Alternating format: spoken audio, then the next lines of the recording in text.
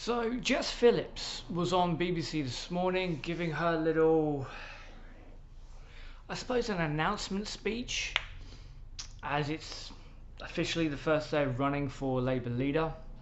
And in my opinion, she displayed why she should not be leader for Labour.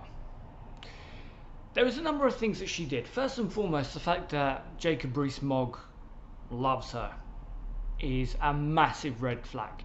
If someone in the opposition, a prominent figure in the opposition, is rooting for you to be the leader, that should be red flags to everyone, because it means they do not view them as a threat. And if Jacob Rees-Mogg does not view Jess Phillips as a threat to the Conservative Party, then what is the goddamn point? There isn't one, other than Labour will be a wet noodle again. But during this interview, she said a number of things that hinted that she would be not just an ineffectual Labour leader, but continue to set Labour back. First and foremost, what sticks out in my mind is she said that the policies didn't resonate with people. The policies didn't connect with people. This is a problem. Because if we sit down and I say to you and I ask you, do you think your child having an education is important? I'm pretty sure you're going to agree with Labour's policies. If we sit down and we start talking about the NHS, I'm pretty sure you're going to agree with Labour's policies. In fact, if we go through them one by one, I'm pretty sure you are going to agree with them more than disagree. It wasn't the policies. It was Corbyn. It was Jeremy Corbyn. The fact that he didn't challenge Theresa May, who quite frankly was a layup. He didn't challenge Boris Johnson. Boris Johnson, who is an unbelievable failure. And yet, because of people like Jeremy Corbyn being such an ineffectual opposition leader, Boris Johnson is now an elected Prime Minister with a massive majority.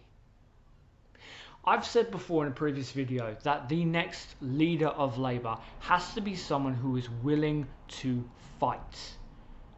That is not Jess Phillips. She said that from the third row she had 3 million people watching. Okay, that's great. But what did you do? Because you had the opportunity on BBC this morning to come out and say, within 2 weeks of Boris Johnson getting his majority, there were 2 massive attacks on the NHS. And yet the Conservatives say that the NHS is a precious thing and that they'll protect it. You didn't do it. And while I agree that people like Ma and even this morning being asked again, would you rejoin the EU later on?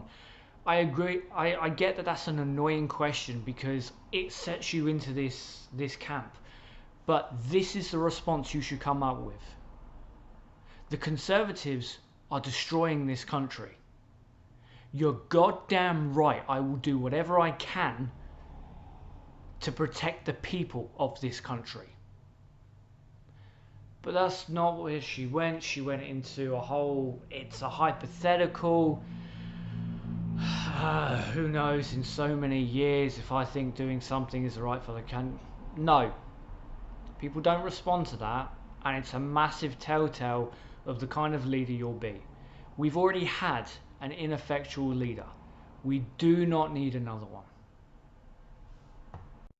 Hey guys, thanks for watching. If you like what I'm trying to do here, feel free to like, subscribe and all the usual stuff.